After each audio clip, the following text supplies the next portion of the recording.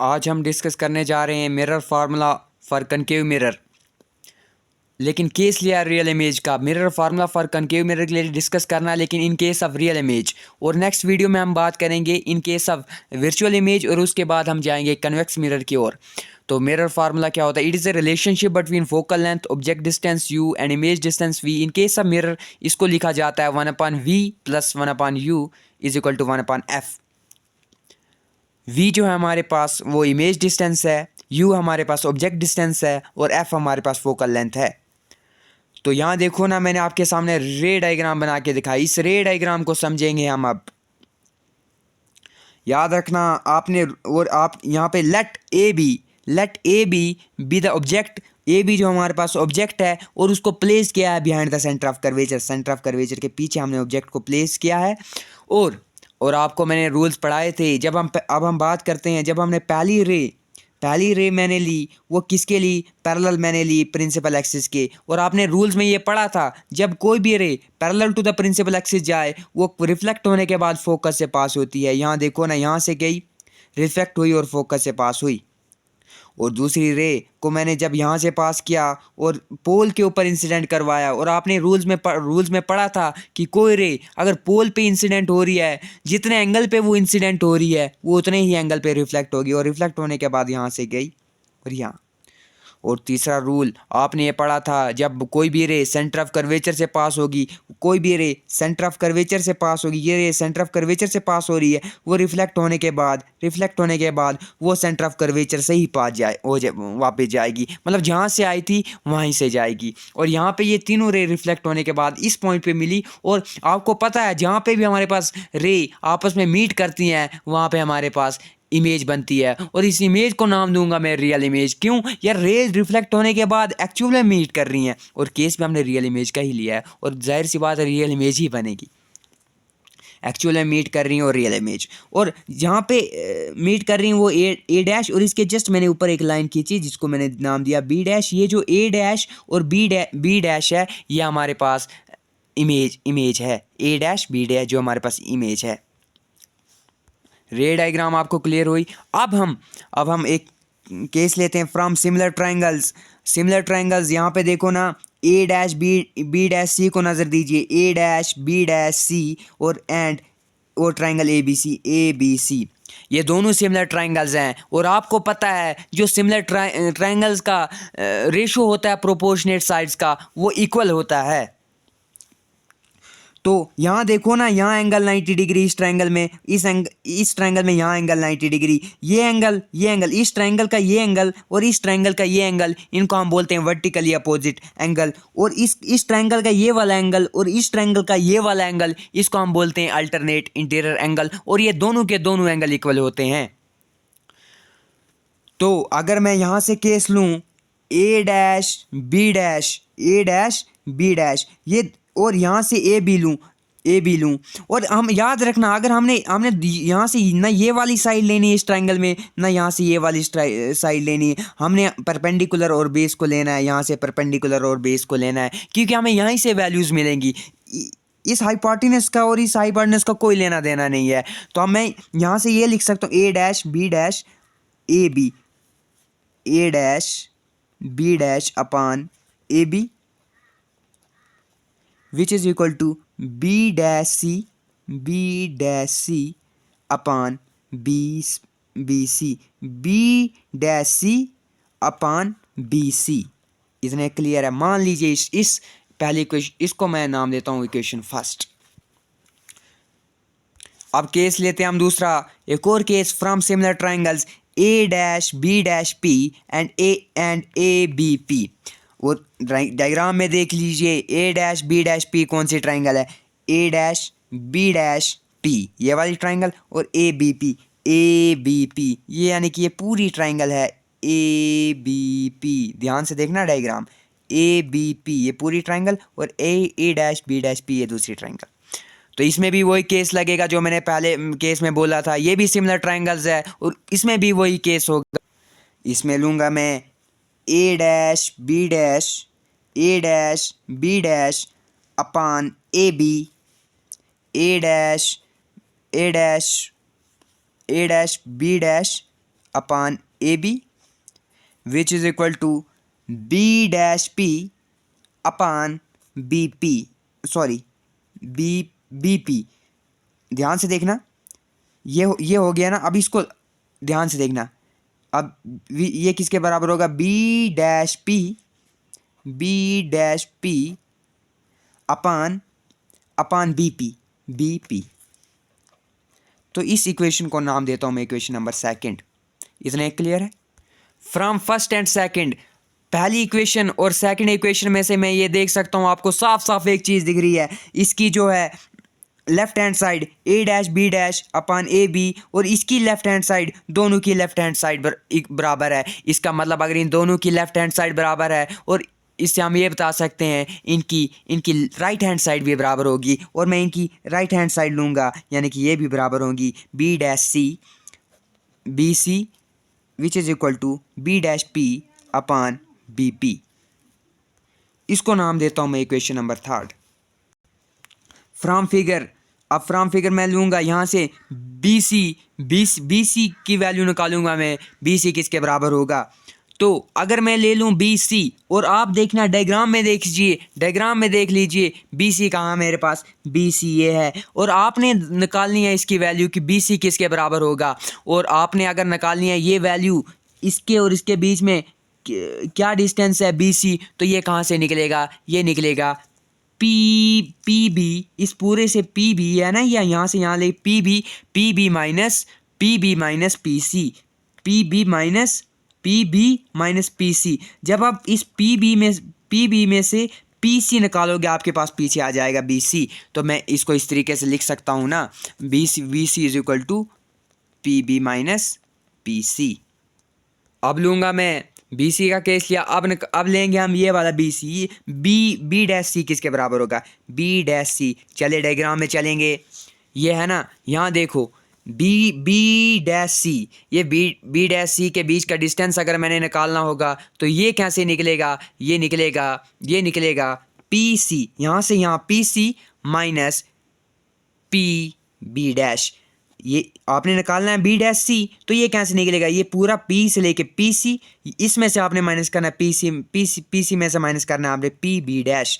तो वो आएगा हमारे पास, वो हमारे पास आएगा P C minus P B dash. तो इस पूरे को मैं इक्वेशन नंबर देता हूं इक्वेशन नंबर 4। अब हम चौथी इक्वेशन को तीसरी इक्वेशन में पुट करेंगे, क्योंकि यहाँ देखो ना, यहाँ बी सी की वैल्यू भी निकाली, बी डैश सी की वैल्यू भी निकाली, इसको हम थर्ड में पुट करेंगे। तो अगर मैं ले लूँ यहाँ पे बी डैश सी है, बी डैश सी की जगह पे इसकी वैल्यू डालूँ मैं, वो आएगा P C minus P B dash, और बी सी की वैल्यू डालूँगा P B minus P C. और इसके आगे क्या था यहाँ पे, इसको मैं यहाँ पे बी डैश पी, तो मैं पहले पी को लिखूँ तो मुझे कोई फ़र्क नहीं पड़ेगा, बात एक ही है। और यहाँ पे आएगा बी पी लिख लीजिए, तो बात एक ही है, इसको मैंने पहले लिख लिया। तो इस इक्वेशन का मैं नाम दूंगा इक्वेशन नंबर 5। अब हम निकालेंगे पी बी है क्या हमारे पास, पी सी क्या है हमारे पास, और पी बी डैश क्या है। उसके लिए हम यूजिंग साइन कन्वेंशन को यूज़ करेंगे, और आपको मैंने साइन कन्वेंशन पढ़ाए थे, और साथ साथ में इधर भी हम रिवाइज करेंगे, शायद नहीं पढ़ाए थे। चलिए कोई नहीं, इसके ऊपर हम एक और वीडियो डालेंगे, नहीं इधर ही डिस्कस करेंगे कि क्या साइन कन्वेंशन याद रखने हैं आपने। अगर मैं बात करूं पी बी की, पी बी हमारे पास क्या है, डायग्राम की ओर चलते हैं, ये है ना पी बी। तो मैंने याद रखना साइन कन्वेंशन में, जब भी हम कुछ भी हमने मेजर करना होगा, चाहे हमने ऑब्जेक्ट डिस्टेंस मेजर करना होगा, चाहे हमने इमेज डिस्टेंस मेजर करना होगा, कुछ भी, वो हम कहाँ से मेजर करते हैं, पोल से। तो आइए यहीं से बात करते हैं।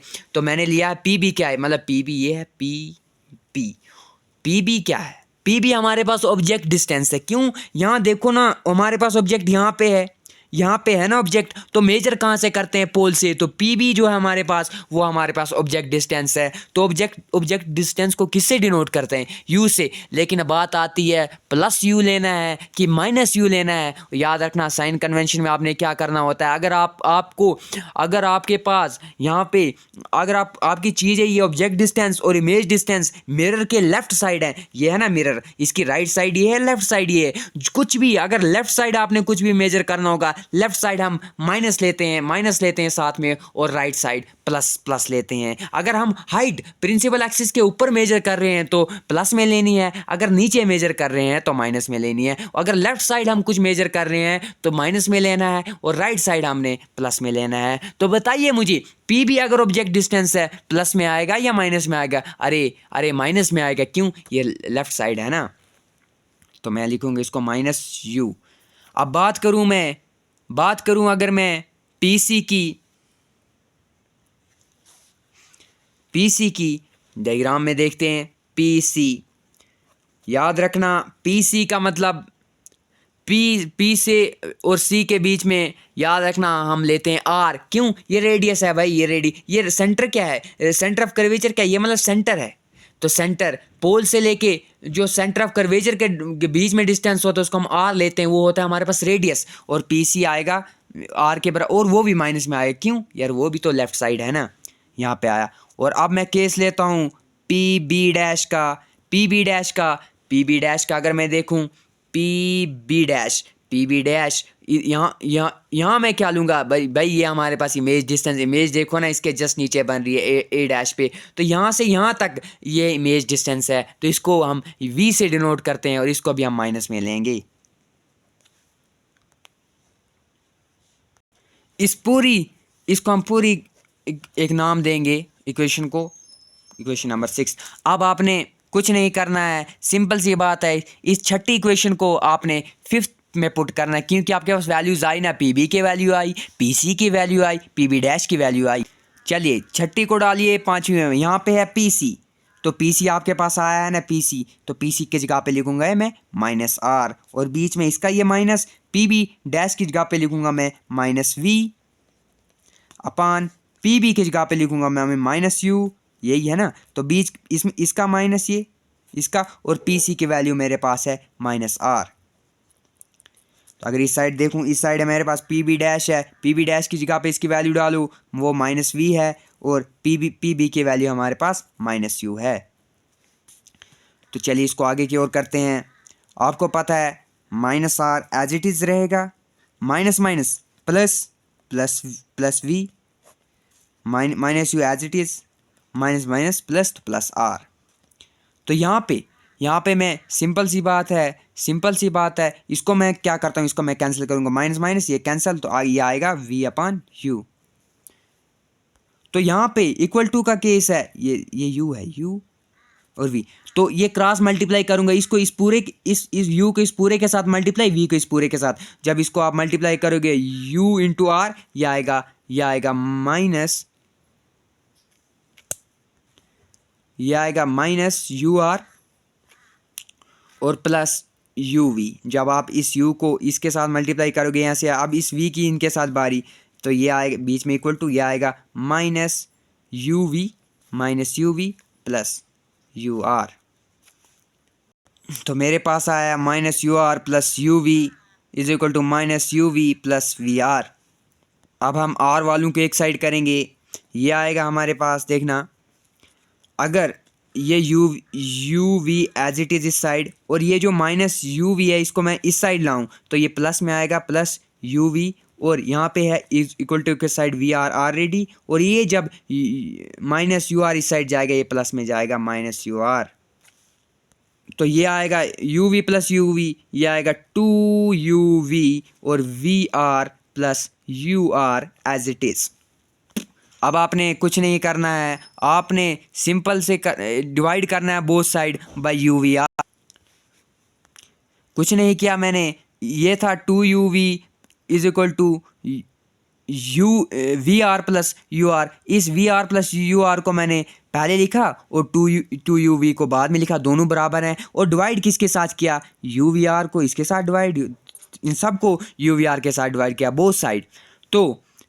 तो यहाँ देखो ना, यहाँ ये वी कैंसल, ये आर कैंसल, ये आर कैंसल, ये यू कैंसल, और यहाँ ये यू कैंसल, ये वी कैंसल। तो आपके पास यहाँ पे क्या बचा? यहाँ पे ऊपर तो कुछ नहीं बचा 1, और नीचे एक ही यू बचा, प्लस ऊपर कुछ नहीं 1, नीचे बचा हमारे पास v, और यहाँ पे क्या बचा 2/r।